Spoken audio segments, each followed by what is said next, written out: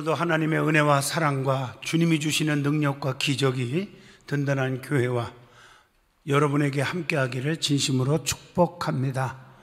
오늘은 히브리서 9장 1절로 5절을 통해서 성막의 지성소를 통한 은혜 하는 제목으로 함께 나누고자 합니다. 하나님은 성도들을 너무너무 사랑합니다.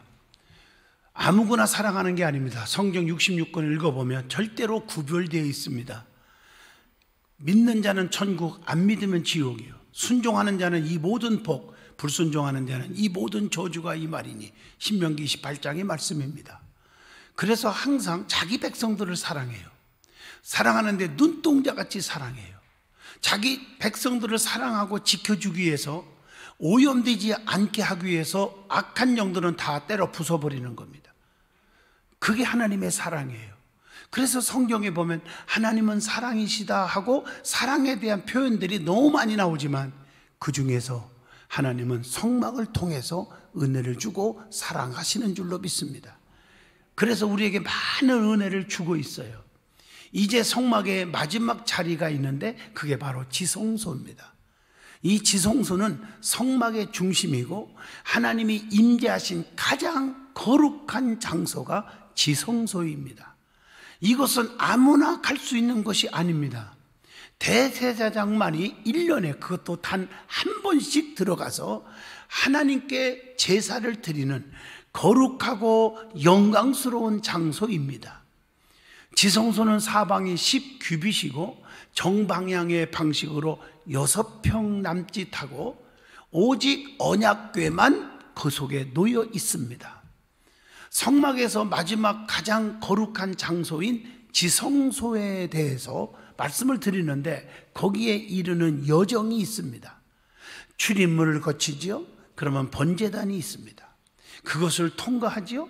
물구멍이 있고 성소 휘장이 있는데 떡상과 등대와 향단 그리고 성소의 휘장을 지나가면 지성소가 나옵니다. 지금까지 말씀드리고 은혜 받고 배운 말씀의 은혜도 있었지만 오늘 이 지성소를 통해서 주는 은혜가 너무너무 귀하고 넘치는 은혜가 임할 줄로 믿습니다. 지성소는 먼저 성소를 지나서 성소와 지성소 사이에 휘장이 나옵니다.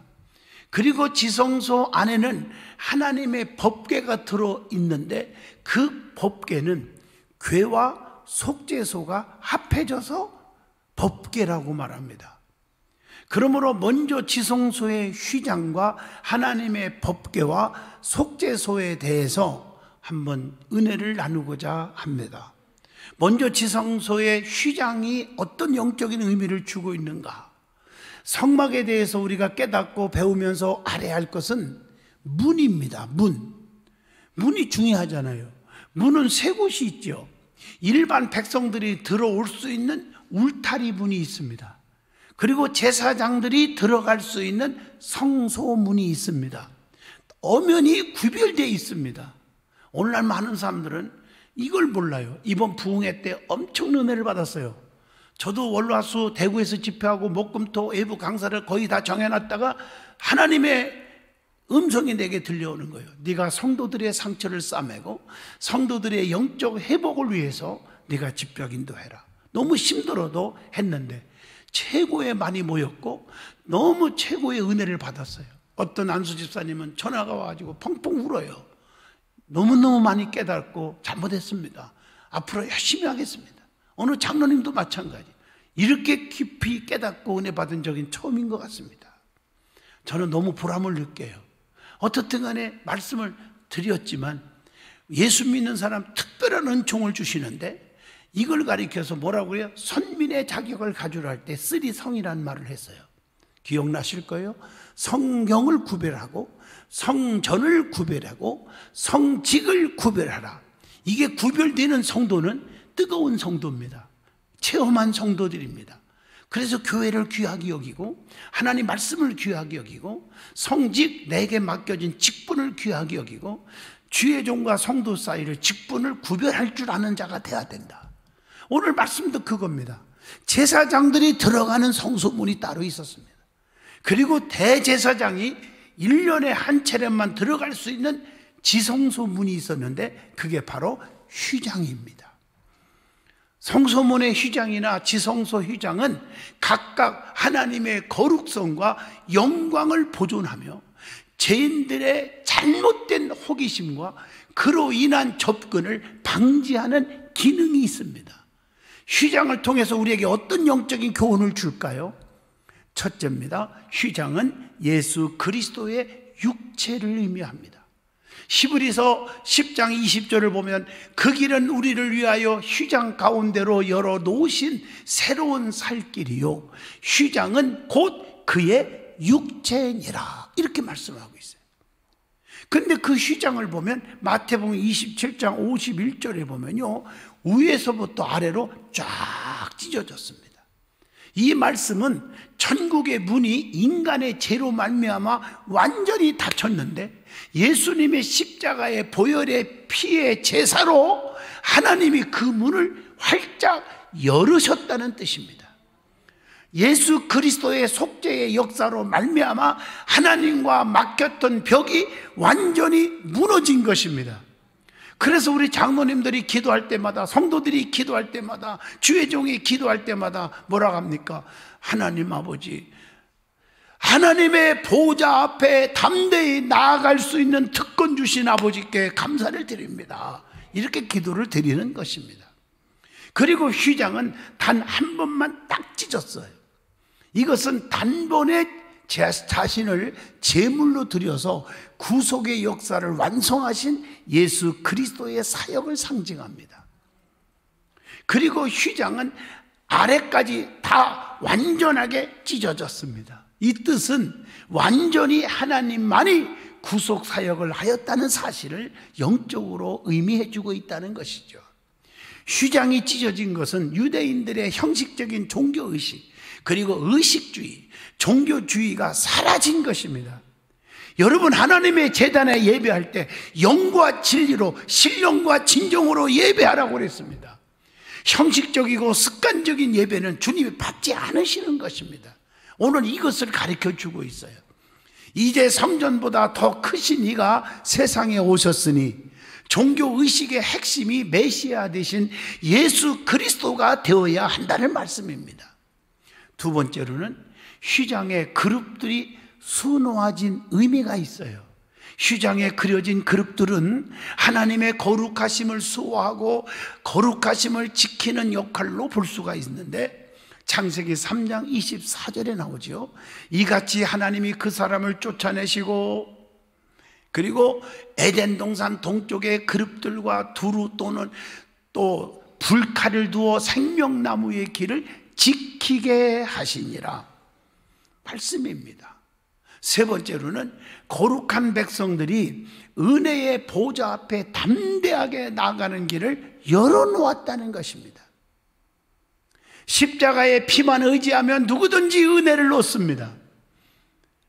고의 성소가 아닙니다. 하나님과 1대1로 제사함의 은혜를 받을 수 있는 특권을 얻게 된 것입니다. 히브리서 4장 16절 그러므로 우리는 긍휼하심을 얻고 때를 따라 돕는 은혜를 얻기 위하여 은혜의 보좌 앞에 담대히 나아갈 것이니라 이렇게 말합니다. 여러분, 고해 성사가 왜 필요합니까? 저는요 목회의 경험입니다. 47년 동안 너무 괴로워서 저한테 찾아와서 목사님 상담합니다 그러면서 아주 정말 추악한 죄악들을 다 나한테 고백을 해요. 아니 여러분, 저는 그 고백을 들었는데 다는 아니고 약 60, 70%는 1년 안 돼서 교회 떠나요. 그 고해 성사 왜 합니까? 저한테 하나님 앞에 하십시오. 저도 그거 받을 만한 자격도 없어요. 저도 완전한 인간이에요. 인간이 못 돼요. 저도 하나님 앞에 하란 말이에요. 하나님 앞에 무릎 꿇고 결단을 하고 다시는 그렇지 않겠다, 다시는 죄를 안 짓겠다, 그러면 되는 거예요. 사람 앞에 말하지 마세요. 목사는 또 마찬가지고 성도들한테도 얘기하는 건 아니에요. 하나님과 나한테 관계를 회복하고 그러면서 완전하게 신앙생활 하시기를 축복합니다. 사도 요한은 성소의 휘장이 열리는 것을 보았다고 그랬어요.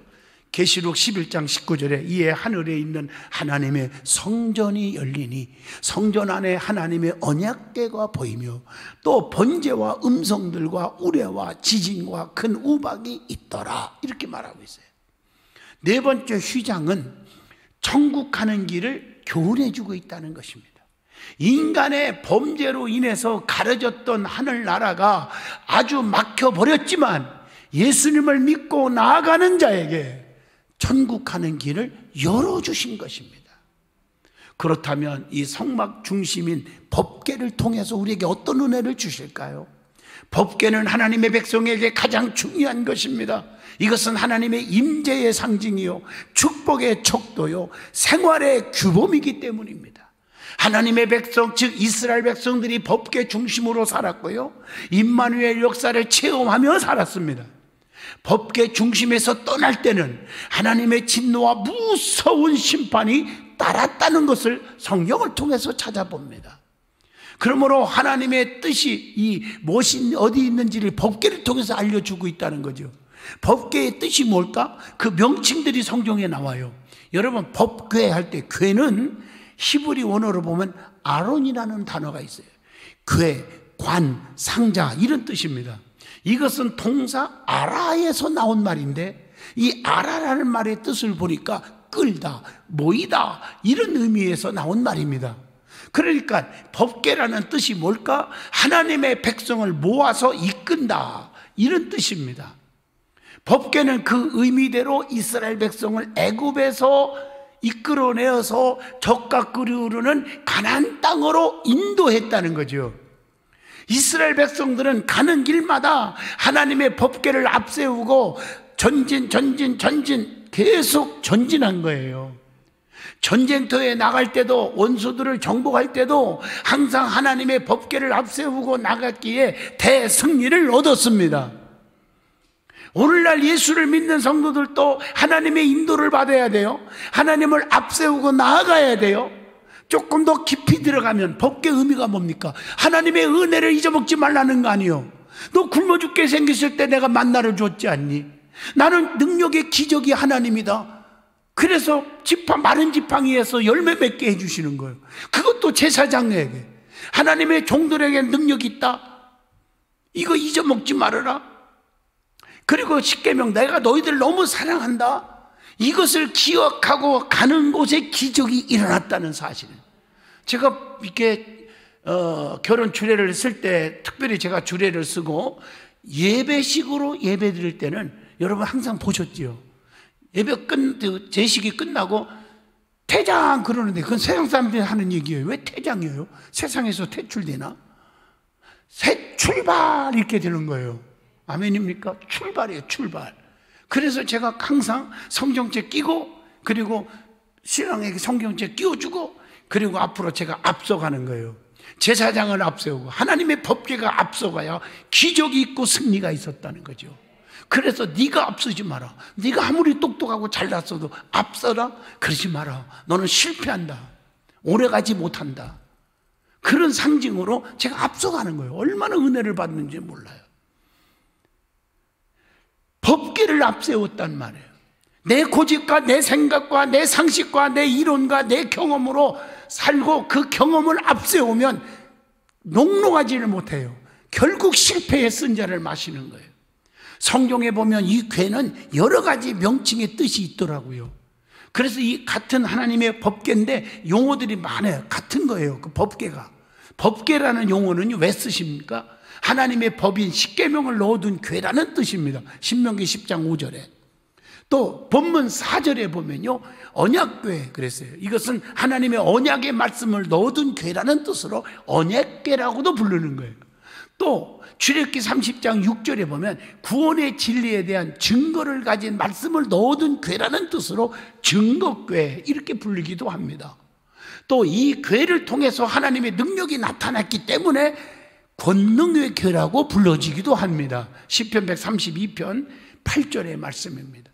그리고 역대하 35장 2절에 보면 하나님의 임재가 있고 하늘에 속했다는 의미에서 거룩한 궤 이렇게 불리기도 합니다. 여호수아 3장 13절에 보면요, 하나님께 속한 괴라, 그래서 여호와의 괴 이렇게 불리기도 합니다. 이거 같은 말입니다. 그러면 이 법궤의 재료를 뭘 썼느냐, 이걸 통해서 우리에게 은혜를 주시더라고요. 자, 조각목으로 만들되 금으로 싸서 안박으로 만들으라. 성막의 많은 성구들 중에서 금으로 안과 박을 같이 싼 것은 법궤뿐입니다.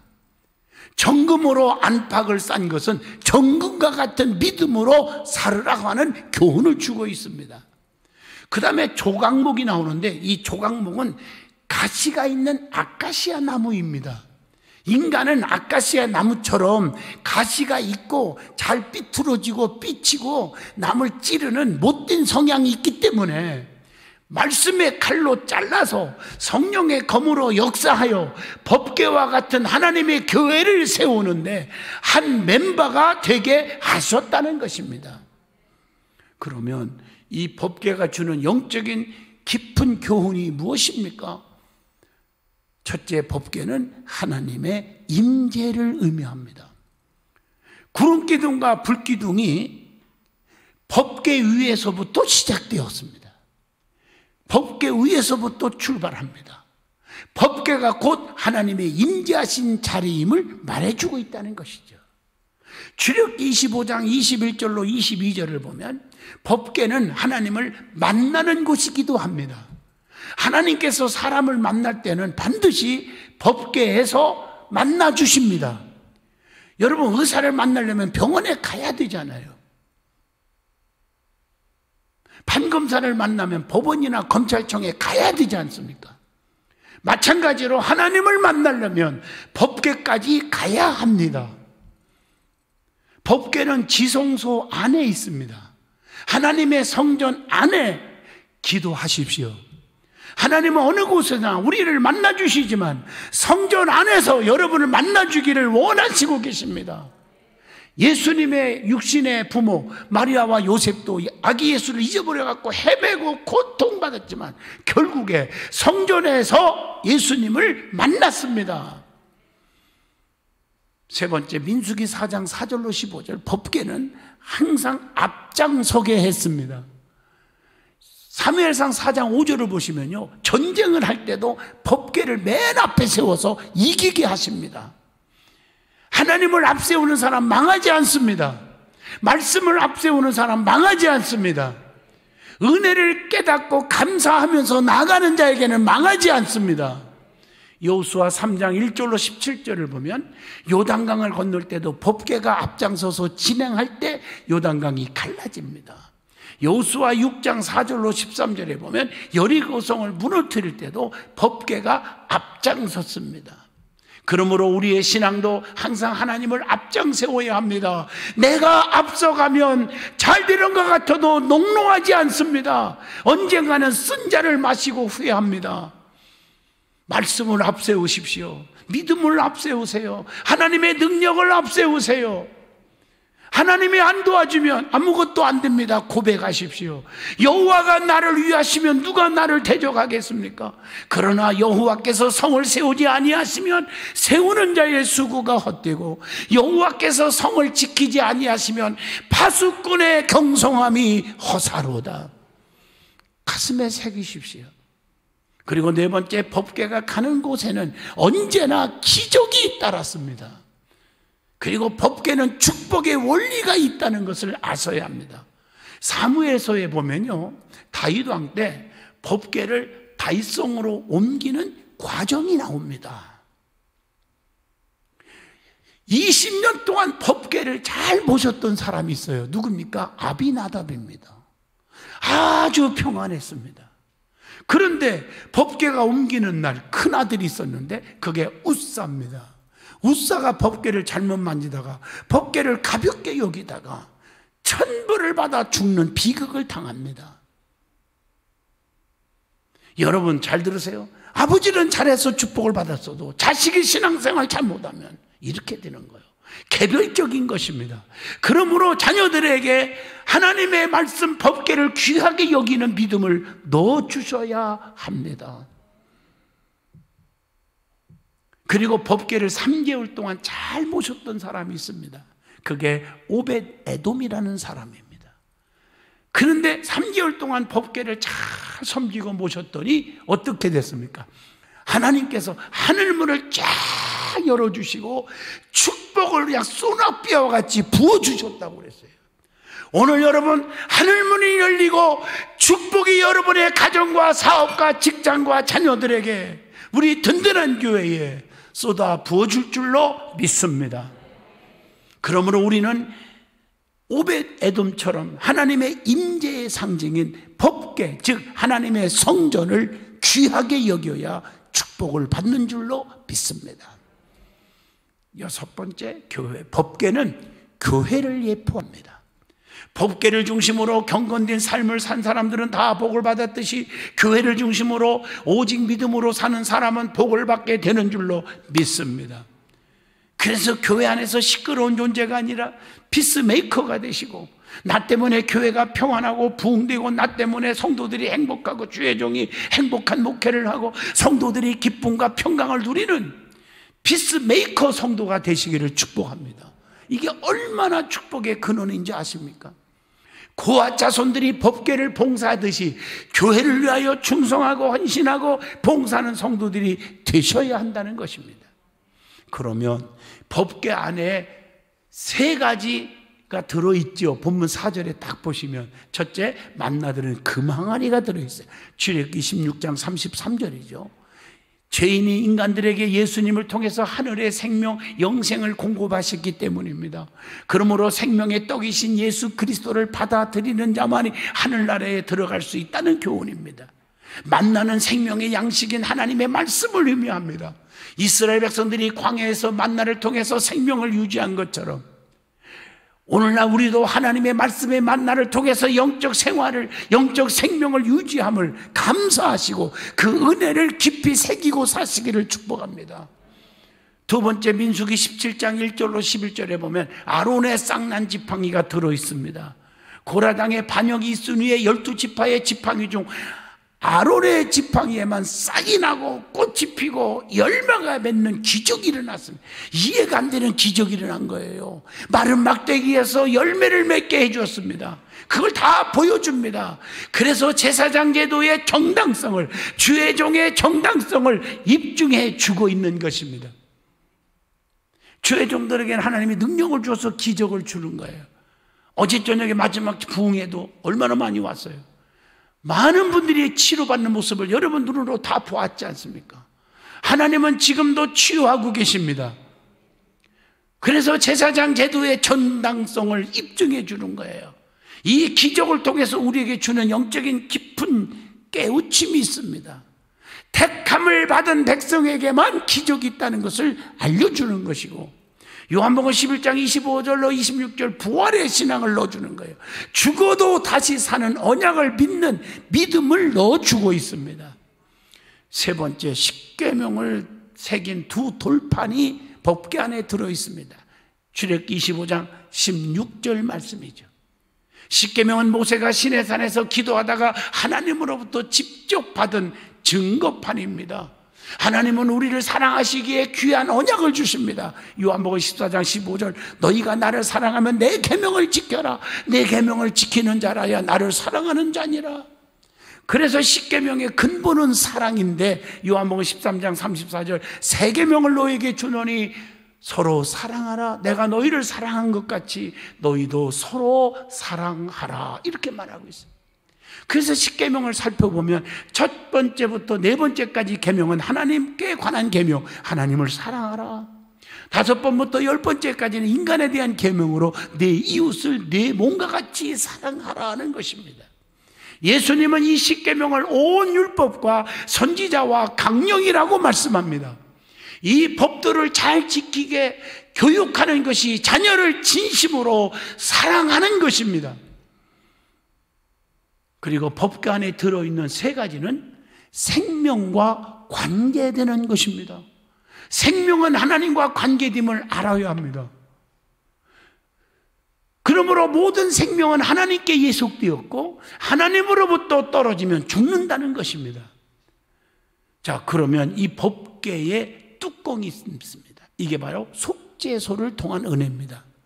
속죄소는 이 법궤의 뚜껑이지만 하나님의 임재하신 곳으로 성소에서 가장 중요한 곳입니다. 이것을 시온소라고도 말합니다.